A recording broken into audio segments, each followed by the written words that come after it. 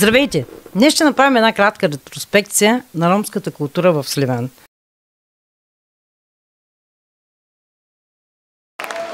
Уважаеми дами и господа, тържественият концерт на Дните на ромската култура, посветен на Йордан Русчев, Данко.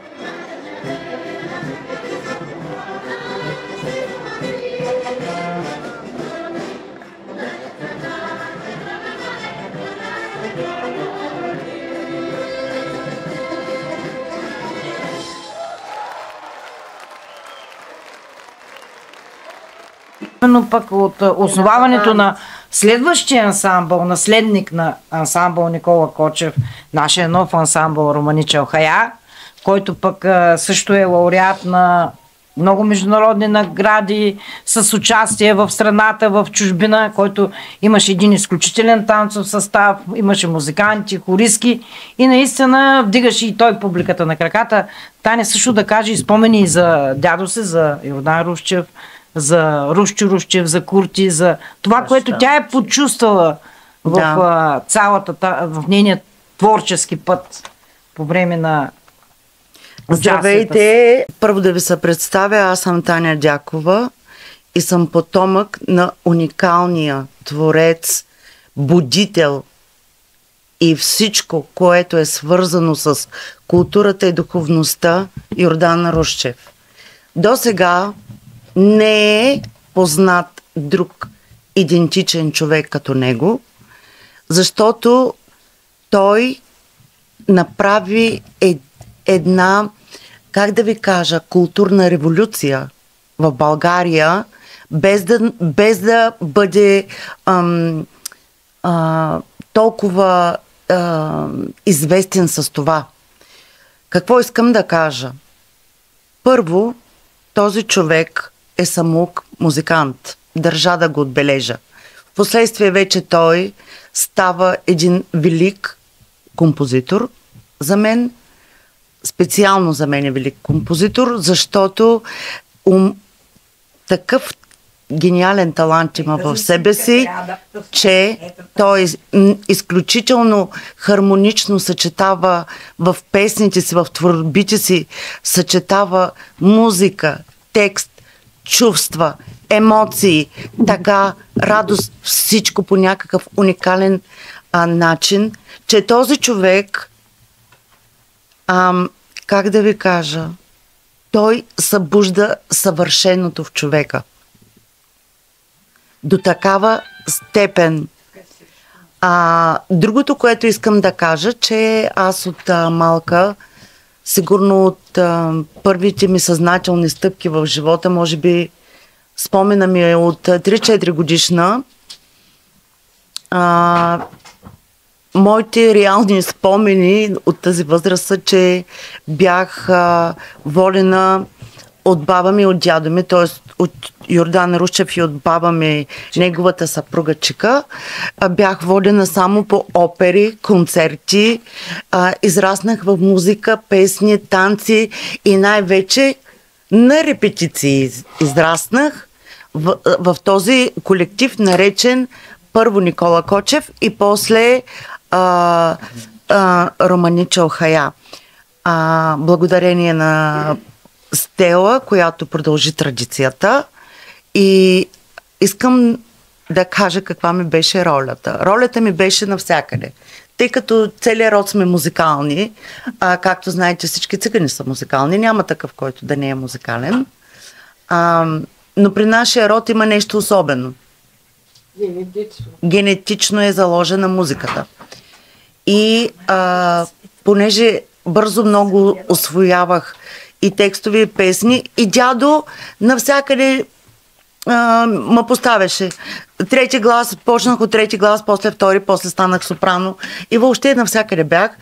И на мен ми беше пък много интересно и за мен не беше проблем. Но истинското чувство, което съм изпитвала през цялото време, докато е съществувал дядо ми, е вълнението, с което отивах на репетициите му. Понякога на човек не му се иска. Аз съм била и в тинейджърска възраст. Аз съм била после и млада съпруга, нали, и тъй нататък. Но никога не съм смеяла да му откажа, да не отида на репетиция, защото знам колко беше важно за него да присъствам. И като цяло искам да благодаря на Бог, че съм точно потомък на този човек. И че точно съм потомък на двамата братя Данко, Рушчо, които наистина бяха духовните водачи на ромското общество в България. Точно поради тази причина хората по другите градове, като са ги аплодирали, те са аплодирали тяхното водачество. Според мен е така, защото в тях са виждали изключително различни роми, изключително културни хора, хора с ценности и така нататък. Благодаря на Бог за всичко. Ето това е ансамбъл Романича Охая, където и Таня е тук. Те прекрасни снимки. Те са просто великолепни. Наистина са великолепни. Благодаря на Таня, която беше изключително откровена и с такова чувство, наистина приятно чувство. А сега давам думата на Антония Захарева, която тук се крие между мене и между нашия добре дошъл на Стоян Стоянов. Ние станахме малко като дядовата ръкавичка, но в крайна сметка това сме ромите. Да сме на едно място. Антония Захарева ще ви разкаже нещо повече за нейните участия, за нейните спомени с ансамбъла. Навсякъде, разбира се, къде е без нея. Ами аз какво мога да кажа? Ето ме тук, на тази снимка. Тук сме в Руския културно-информационен център. Помните ли, да? София, Да, когато издадохме първия сборник на дядо Данко с неговите... преди този сборник имаше един друг сборник. Да, и с песните на дядо Данко. И хорехме да ги представяме в София. Имаше един голям концерт. И там изпълнявахме песните и тогава имаше, мисля, че някакви представители, посланници, нещо. Да, и много бяха впечатлени от музиката и идваха да ни поздравяват и казаха: заповядайте пак да пеете при нас, много ви се радваме. Бяха много впечатлени от... макар че сме тук вече много по-малък хор, не сме 120 човека. Не, това е част. Да, но бяхме около 20 на жени. Там малко повече. Да. И иначе аз съм много зле с музиката. Поне моя мъж казва, че съм музикален инвалид. Но когато застана между жените да пея, аз съм втори глас, успявам да се, както казваш и Колю, да се наглася, да си намеря мястото някакси. И успявах да... И се намествам. Другото, което на мен ми даде хора, това е ромски език. Тъй като аз съм израснала без да науча ромски и много съжалявам, че не го научих като дете. Тогава, когато започнах да пея, аз не знам какво пея. И казвам на татко, да, не знам. А пък моя баща знае ромски, майка ми не знае и аз не знам. И казвам на татко, татко, привеждай ми тук текста да видя за какво става въпрос, какво пее. И той ми превеждаше текста и аз бях много така радостна, че знам какво пея и в последствие да. И затова се радвам на хора, за това, че научавам ромски език покрай песните на дядо Данко и красотата на тези песни. Каква друга снимка да покажа?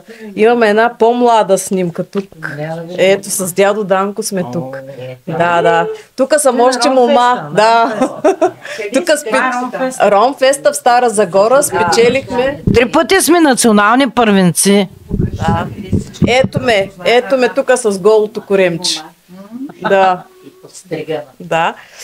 Спечелихме тогава първа награда и тогава, може би по време на комунизъм, когато имало самодейни състави, оркестри, имало такива. Впоследствие, когато започва демокрацията, всичкото това замира.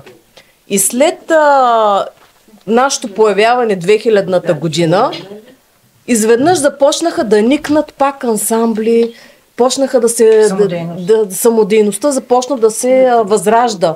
Дори след нашия ансамбъл, мисля, че и Нешка Робева започна. И тогава и тя си измисля един ансамбъл покрай нашите, но ние тогава взривихме публиката. Да, ние тогава взривихме публиката. Самата публика, която присъстваше на фестивала, не очакваше това, което се случи. На жена са. Романози, си го пашманди. Тук с индийците имаме концерт. Но ние не знам на кой пореден фестивал бяхме 2000-та година в Стара Загора. Беше поредния. И до тогава се изпълняваха само оркестри. Танци, оркестри само имаше такива. И когато ние се появихме с ансамбъла, направо беше някакво чудо. Да, чудо беше. Благодаря на Тони. Сега госпожа Чапразова, Веса Чапразова има думата и тя да каже нейните впечатления от ансамбъла. Моите впечатления са много такива бегли, но въпреки това са много специални и много се радвам, че Стела ме покани да присъствам и да участвам. Не съм участвала много, аз съм една от най-новите певци. Да. Не съм участвала в много, в 2-3 представления съм участвала само от новото поколение. И това се радвам, че песните на дядо Данко са много, как да кажа, поучителни. И да, и всичките песни, аз понеже знам ромски, и ми беше много приятно и забавно да пея. Ромския съм го научила от махалата, дето живеех. Всичките жени, по-възрастните, говореха на ромски. И ние, децата около тях, като излезнем навън в махалата, и аз оттам съм го научила. Даже Васко ми вика. Благодаря на Веска Чапразова. А сега давам думата на Стоян Стоянов, който е неотлучно до нас. Винаги, когато сме на участие, на концерти, на репетиции, на чествания, на някакви събития. Не само присъства, той свири винаги на клавира, доколкото има възможност, доколкото има време. Така че, Стояне, ти какво ти даде на тебе ансамбъл? Какво ти дава на тебе тези участия, събиранията с такива точно ромски събития? Значи най-накратко казано, на мен просто ми даде един вид малко по-голямо самочувствие. Хората от моето поколение обикновено, аз самия съм почнал да уча ромски на 19 годишна възраст. Хората от моето поколение обикновено нямат памета, нямат спомена за това какво се е случвало преди. Имал съм късмет, че съм от музикантски род и И Вучо ме запозна с Байданко много преди да започна да свира в ансамбъла. Само, че дори тогава аз не знаех, че Байданко е бил човек от такава величина. И когато започнах да се занимавам да свиря в някъде около 2003 или 2004 ходих ми в Айтос. Аз още работих тогава в областна администрация, даже беше много весело, защото хората, които ме познаваха, викаха, ама как те и ти там, пък аз там, ама аз не съм забрал кой съм. Няма значение къде съм и какво работя, в крайна сметка човек трябва да се знае корените. И най-вече това, самочувствието и така, поне това, което съм говорил с децата, докато съм бил в училище, винаги така съм се опитвал да правя реклама на ансамбъла, на хористите, на групата. Знам, че примерно по време, когато се създава ансамбъл, е имало дори тогава още опит да има такъв ансамбъл в Долната махала, само че той просто съществувал само само една година или нещо. Не, имаше, той се пееше, там имаше... Да. Но просто по-малко известен. Това не е Черкезов. Черкеза, да. Да. Черкеза. От Байданко съм научил много неща, защото някои от песните, като не може да ги изсвиря от начало, отивах при него. И той тогава ми каза, ти нали можеш да свириш на китара и на тамбура? Аз казах, мога. Представи си, че това украшение трябва да го прихвърлиш на пианото или на клавира. И аз тогава се дадах сметка, той всъщност какво прави той човек. Той, освен че е диригент, че е композитор, той имаше едно такова мислене, в което в неговото съзнание поне, това, което се свири на един инструмент, може да се прехвърли на другия по подходящ начин. Ама това много малко музиканти го умеят, по принцип, мисля, че и в България, да не казвам в света. Нали? И съм много благодарен за участието си в ансамбъла. Тук по едно време се говореше, че той е бил самоук, че не знам какъв бил.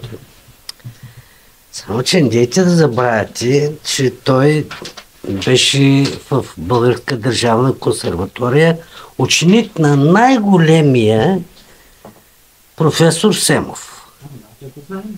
Така че самоук, ама така самоук с такива постижения просто е изключено.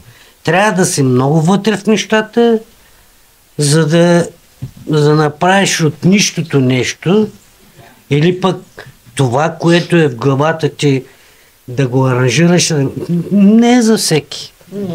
И не е толкова лесно. Самоук, ама без наука нищо не става.